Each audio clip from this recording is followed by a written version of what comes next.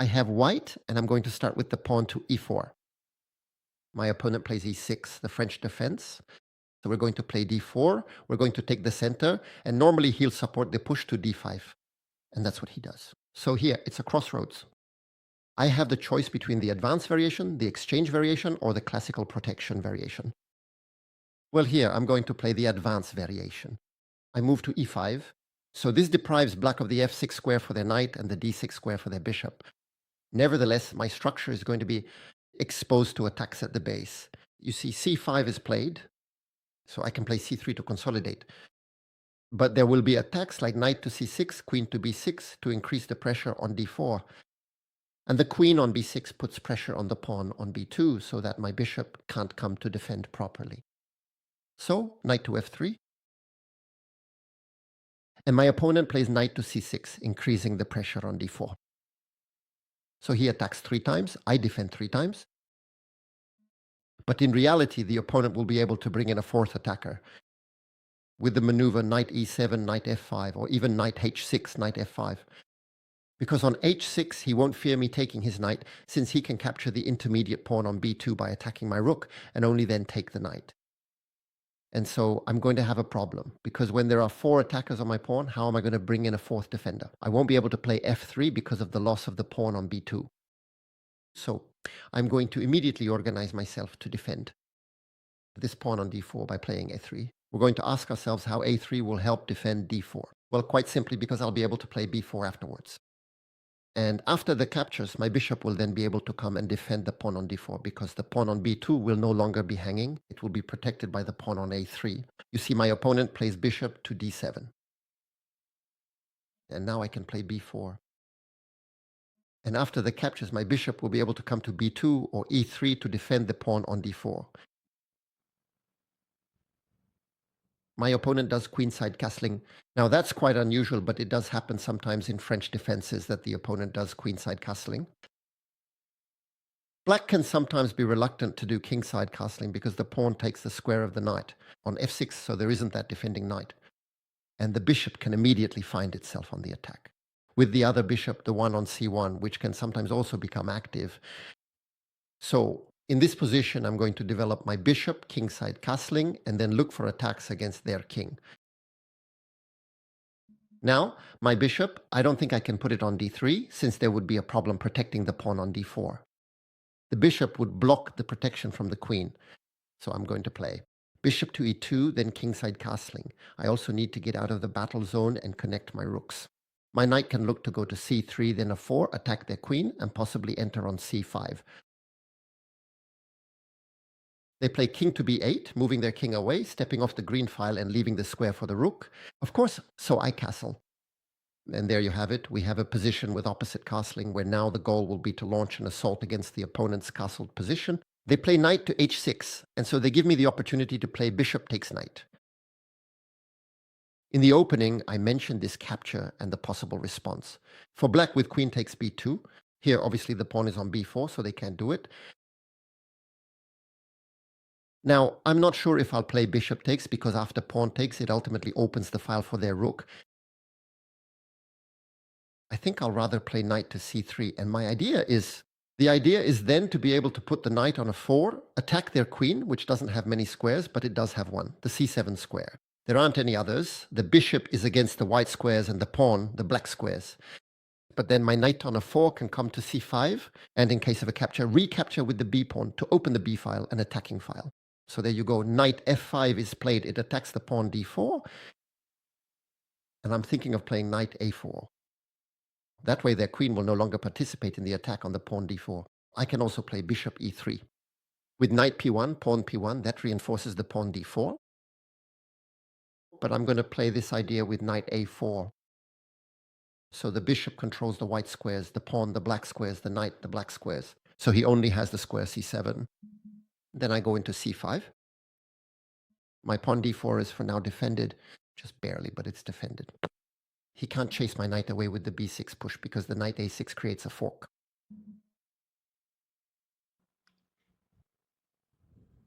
He moved his bishop back. It now defends the pawn on f7 laterally, actually defending it twice.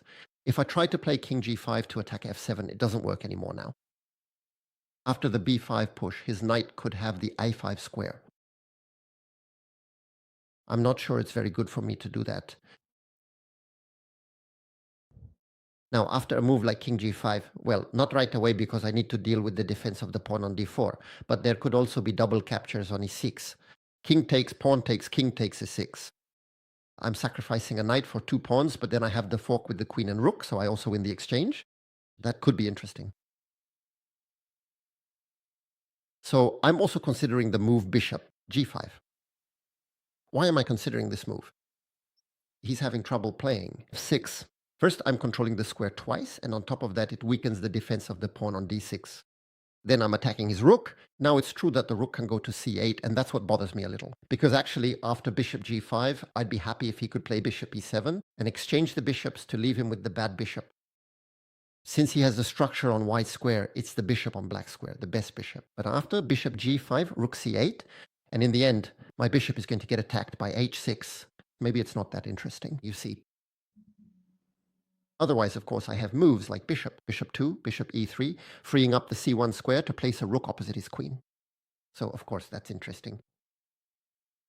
All right, I'll play bishop b2 for now. I'm defending the pawn on d4 for a third time. And above all, I'm freeing up the c1 square for my rook. And now that the pawn on d4 is protected, I can also look to play kd g5, and its double captures on e6. All right, now he moves the rook to c8, so there won't be a fork afterwards. Rook queen. But I'm going to put my rook on c1, facing his queen.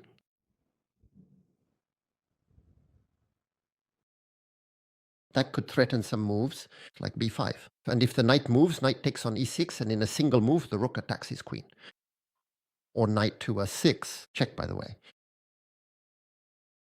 So he'll probably move his queen and take it out of the direct line with the rook. It's not the place for a queen to be, actually, on an open file, because then it's directly facing the opponent's rooks. So he takes to try to close the file. By the way, if I recapture with the pawn b on c5, but here I'm really tempted to recapture with the rook.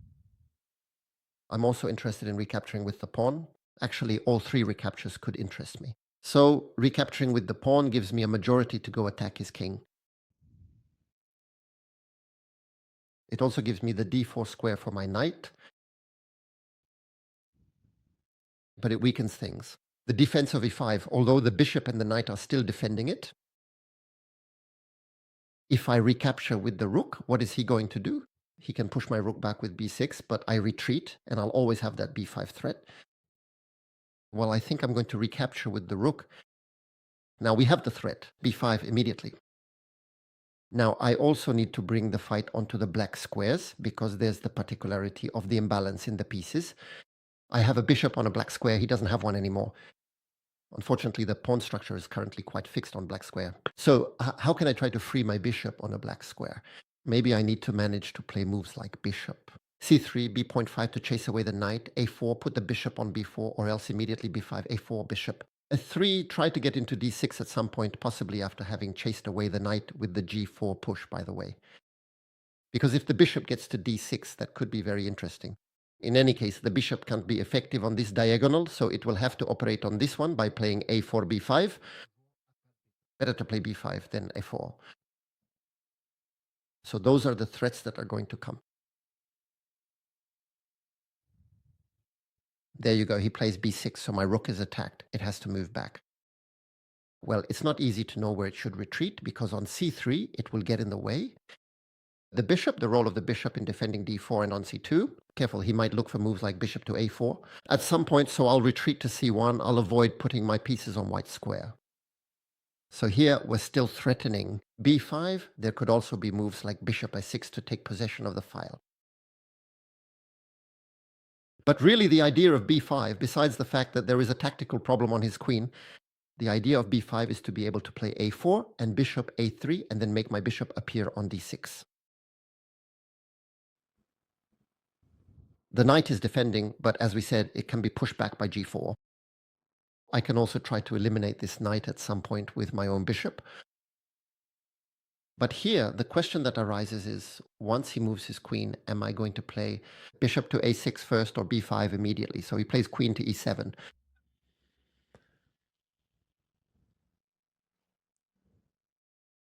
So if I play b5, the knight will come to a5. I can take here. He can take back. And I don't really see what comes next. I'm really tempted to play bishop to a6. The problem is that when I play b5 afterwards,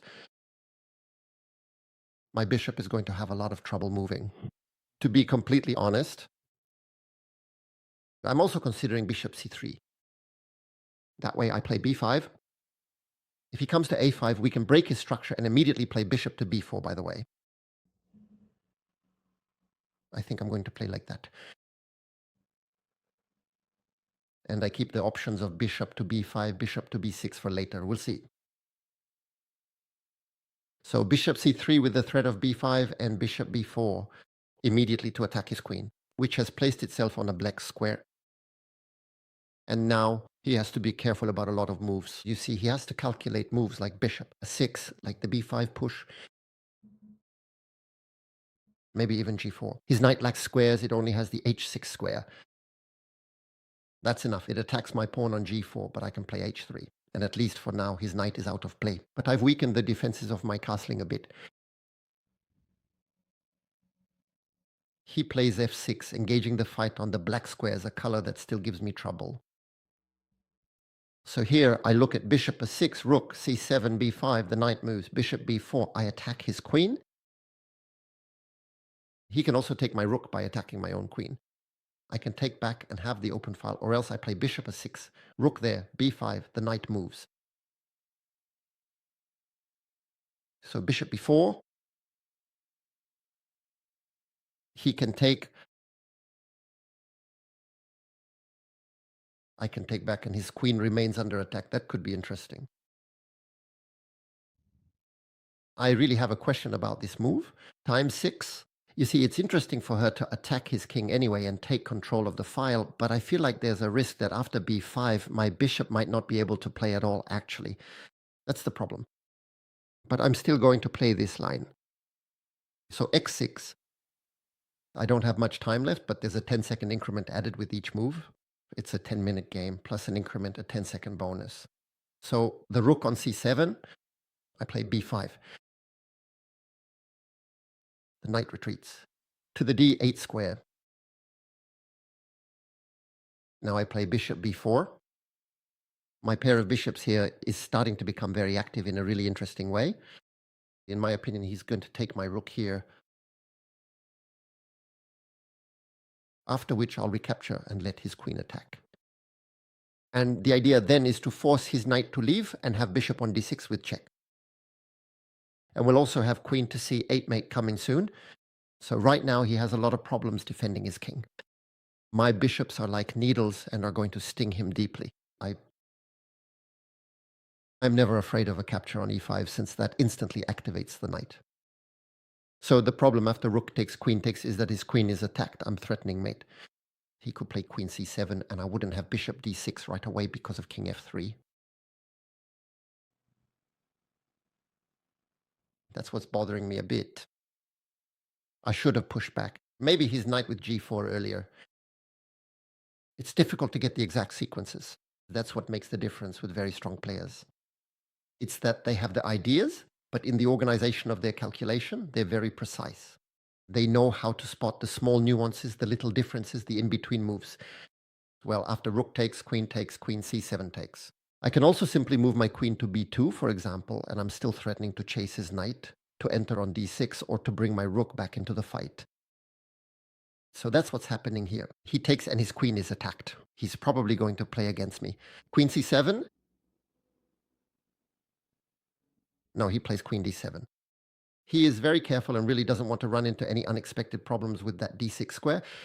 So after g4, knight h6, bishop d6, his piece eventually comes all the way over to a8, and the entire defensive position successfully holds together. But now I have just spotted an interesting maneuver. If I play g4, knight h6, pawn takes. He won't be able to recapture with the pawn because I win his knight. So on g4, knight h6, pawn takes. He will certainly take my g4 pawn here with his knight.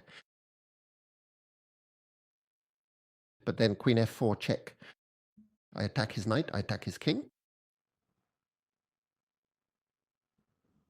Now, this is interesting. I push g4. Obviously, we're always afraid to push the g-pawn, the pawn that defends the king. But here, it's for a good reason. At least I think so.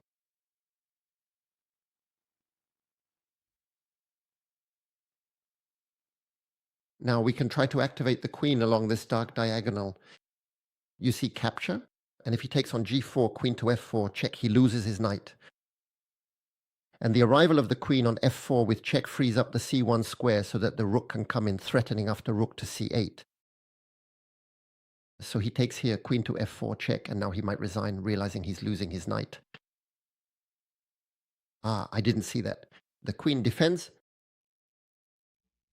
but knight takes, attacking his queen. But after knight takes, queen takes with check, king to a8. Here there will be things with rook to c1 and rook to c8 afterwards. That's not possible. So I'm going to take on e5. Here, he doesn't really have a choice. I think he's going to recapture with the knight. Queen check, king a8. And suddenly, I noticed that he might try to go for a perpetual with queen g4, king h1, queen f3, and the perpetual by repetition. So if I play rook c1, queen g4, check, I can bring my queen back to g3 to cover. He can take, I take back, and then he has this mate threat on c8. So we're going to play it like that. However, after the exchange of queens, you see, I really need to find the mate because my bishop isn't playing. That's my concern. So queen g4, check, queen g3, take, and maybe he'll play bishop d7 to hold the c8 square. You see, but after that, I can try to get into c7 and attack his bishop. But his bishop can always move while controlling c8, and maybe it can come to h3. Now he plays knight here. Well, this is a windfall for me, because obviously rook to c8, I don't know what he saw. He's going to be forced to give up the queen. So rook to c8, he just resigned, but let's analyze this sequence. So I have a solid 95% accuracy compared to 86% for my opponent, but let's still analyze the sequence I was talking about. I send the pawn to g4, knight h6. I take on f6. He can't recapture, otherwise he loses the knight, so he recaptures on g4 with the knight. But queen f4, check fork. He has this move e5 that I hadn't anticipated, honestly, even though it's the normal reaction, with the queen protecting the knight. But it's still winning for me. Knight takes, queen takes with check, king to a8. And here I was calculating rook to c1. And it's true that he completely cracked with knight to a6, which will lead to the loss of his queen with rook to c8. And then in the end, he resigns. But if I play queen to g4 check, here I can't go to h1. Well, I can do it, but then queen to f3. If I come back to g1, queen to g4, it's going to repeat the moves. Actually, I considered queen to g3, but I can go to f1. And if he checks me on h3, I go to e1. And now he no longer has any checks. And he's still under the threat of a mate with rook to c8. But also there's the threat of taking on d5, by the way. But I had considered queen g3.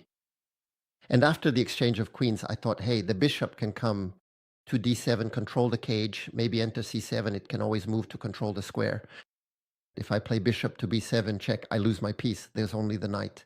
But the computer says that after the capture on g7, it's completely winning for white. The rook protects, the pawn attacks the rook. In this position, I must be up by 2 pawns. It was a French advance variation, quite interesting with this peculiarity of opposite castling. I hope you enjoyed it. You can leave me likes, comments, share the video, or support the channel. And we'll meet again soon for new adventures on the chessboard. Goodbye, everyone.